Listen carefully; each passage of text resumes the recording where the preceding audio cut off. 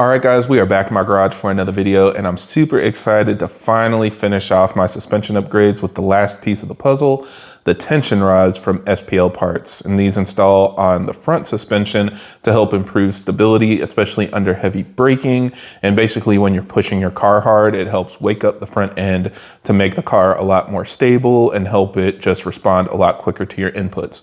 And what ended up happening is I went to get my car aligned, and we found out that the control arms on my car actually had worn bushings in the front, probably from high mileage, as well as a lot of the heavy braking that I do on track. So it was time to do what we always say, instead of replace, upgrade. So super excited to get these SPL arms installed on my car. As always, I'll have the parts I'm running linked down in the video description, but let's take a look at what I got, and I'll show you guys how to install it on your BMW.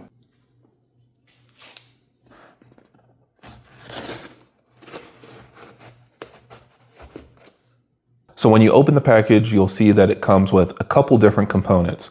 First of all, it has the main mounting bolts along with the spacer hardware. This is included to fine-tune the anti-dive geometry. So when you hit the brakes really hard, it prevents the nose of your car from diving forward really hard, and it just makes the car overall feel more planted and flat when you're going into a turn. So we'll definitely be using those.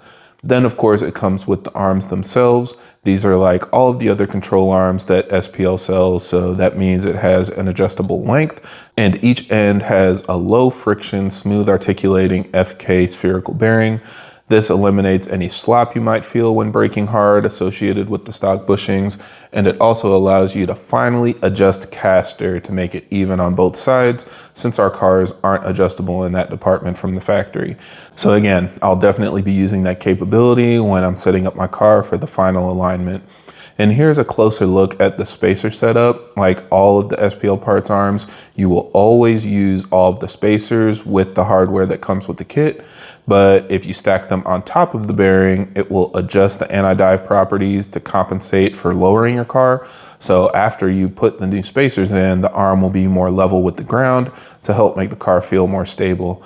SPL recommended that I use all of the spacers to maximize the bias since my car is lowered, but if you're at stock ride height, you might not need as many. So yeah, let's go ahead, head over to the car and get these installed. The first step is to jack up the car. As always, I'm using the forbidden method of jacking up from the rear of the car to put jack stands underneath the front. And as a reminder, when you're working on the suspension, you want the entire axle up in the air. So we're going to get the entire front end lifted up, even if you're only working on one side at a time. That'll make sure that nothing is under tension or binding when you start removing parts due to one of the wheels being on the ground. So go ahead and lower it on your jack stand. As always, I'll have a link to these jack stand adapters that I use in the video description, and boom, your car should look like you're doing a wheelie at the drag strip. Then go ahead and remove your wheels to get access to the control arms, and here's where we first get a good look at what we're going to be replacing. These control arms attach the front of the subframe to the knuckle, so it actually controls the movement of the wheels forwards and backwards. It's similar to the trailing arm in the rear, where most of the improvement is dealing with straight line performance. But in particular for this case, since it's at the front, you'll experience it mostly under heavy braking and initial turn in. So to access the control arm, we're going to remove the lower bumper trim. There are several 8mm screws holding it into the wheel well trim, as well as holding it in underneath the bumper and the under trays themselves. Ignore all the scrapes you see here. Those are just speed lines to make the car faster. And then we can go ahead and access the actual control arm bolt.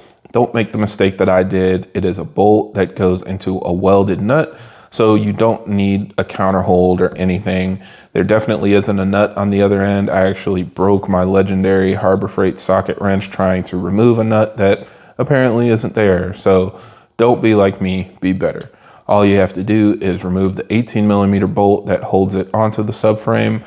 On the right side of the car, there also might be some wires that are clipped into the trim in that area, and so you'll probably need to pop it out to get additional room to fully get the bolt out of the way. And also there is a crash bracket that's sandwiched between the head of the bolt and the subframe, so just make sure that you remember the orientation and catch it as it comes off when you fully remove the bolt. The bolt itself is very long, so as always, patience is a virtue. Next, remove the nut holding the tension rod onto the knuckle. It should be a 21mm nut, And if you're lucky like me, it'll just come right off. If not, you may need to use a counter hold. There is a Torx bit inside of the stud that's going into the ball joint, and you can use that to hold it in place, then use a box wrench to back off the nut itself. Then once I got that off, I finished removing the longest suspension arm bolt in the world out of its home, and then the control arm at that point should come out pretty easily. Like all of the control arms, you want to make sure the new arm is as close to the stock length as possible to start with. Remove the zip ties that are holding the spherical spacers on, then loosen the clamps using a 3/16 Allen wrench and begin twisting the center of the arm to space out the bearing ends. I did put the long bolt through the stock arm bushing as an anchor point to kind of give me a baseline, and then I used the SPL hardware to help align the length with the stock arm's ball joint. It's more of an eyeball test here. Of course, you can try measuring it yourself with a tape measure to get it as accurate as possible. But because of the shape of the stock arm and where it has all of those bends, I think it's impossible to get it perfect. So just get it as close as you can and then tighten down the clamps to lock down the length. Then it's time to install your new arms. Make sure the shorter spacer is facing your front headlight and then the larger spacer is pointed back towards the oil pan. Reuse the stock bolt and don't forget to reinstall that crash bracket that you removed with the same alignment where it originally was. Then it's time to tighten down the bolt. A powered ratchet makes this job 10 times faster because the space is so tight. And then go ahead over to the knuckle side and so don't forget to feed the arm up and over the tie rod so you can actually install it into the knuckle when you get to that point. Otherwise, it won't end well. Then do the same thing, align the crash bracket, tighten down the bolt, and you're gonna tighten it to 100 Newton meters, the same as the stock spec. Then go back to the knuckle, and now we can feed in the bolt from the top. Stack the spacers based on your ride height. Like I said, since I'm lowered, I'm going to install it with all of the spacers. So put the bolt into the bearing, then underneath the bearing, install the 2 spacers, then install the larger ball seat spacer, and that should go directly into the knuckle. You may need to move the knuckle around a bit to line up the bolt with the holes in the knuckle. So just take your time and make sure it goes in smoothly without any resistance once everything is lined up. Then install the washer and go ahead and tighten down the nut on top of it.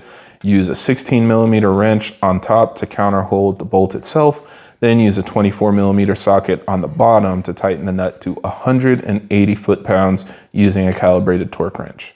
And then you're done. This is how it should look when you're all finished, nice and simple. So yeah, as always, the next step is to get your car aligned. Make sure you bring it to an alignment shop. Because you have these adjustable arms, you can finally adjust caster, which is brand new, not something that you would be able to do with the stock setup. But just keep in mind, you don't want to go too crazy. You do want to add caster because it helps improve steering feel and stability. But if you go too far, it can push your wheel into the front of your bumper and create some rubbing issues. Ask me how I know. So I wasn't able to make the caster completely the same on both sides, but I was able to adjust it up since before it was like almost a degree off between the left and right side. So get that all set up and then go ahead and test your car, run it through its paces, make sure there's no binding or any other issues, and you should be done. So now that I've got the full SPL catalog on my car, I will be posting a review.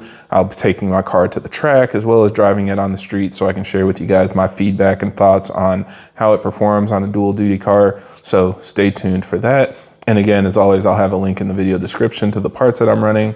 If you do place an order, make sure you mention Kern referred you. That really does help me out and support the channel. But yeah, just really excited to get this on the car finally and see what it can do from a performance standpoint. So more coming soon, but for now, that is it for this video. Thank you guys for watching, and I hope this helps. And if you have any other questions or comments, leave them down below.